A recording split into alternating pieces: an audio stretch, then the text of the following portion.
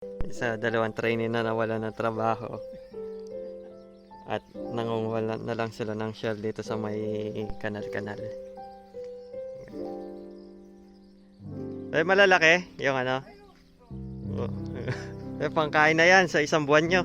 Kaya nyo yan. Kumbaga, kapit lang. Huwag kayong mawala ng pag-asa.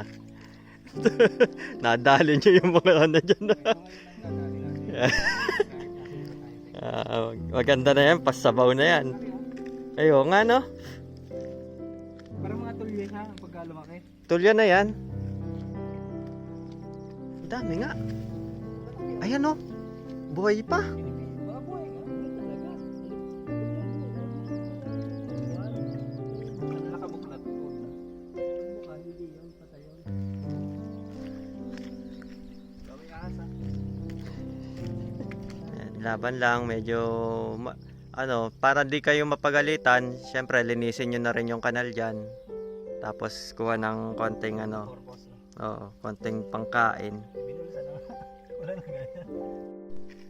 Guys, syempre supportive tayo sa dalawang ano, nawalan trabaho na trainee. Kaya ito, yung ano, lagayan niya para may ano, maraming kuha.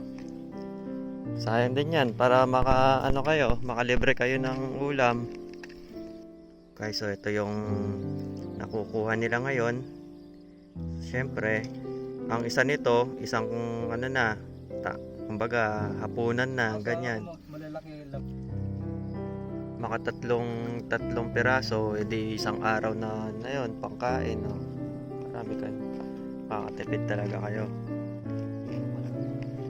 Siyempre, mawawalan kayo ng ano, yung pantawid buhay nyo. Alam nyo, wala kayong trabaho ngayon dito. Ito yung isa. Medyo nakakaawa yung sitwasyon nito. Taga ano to eh.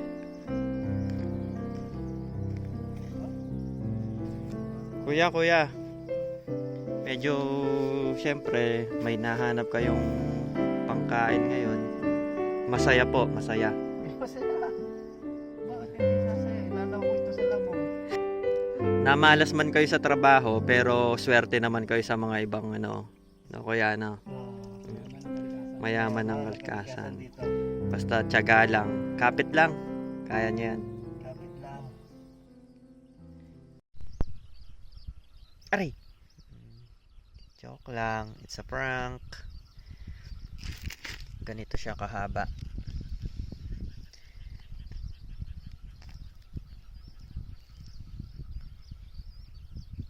Uy, napakahaba. Hindi pa yan.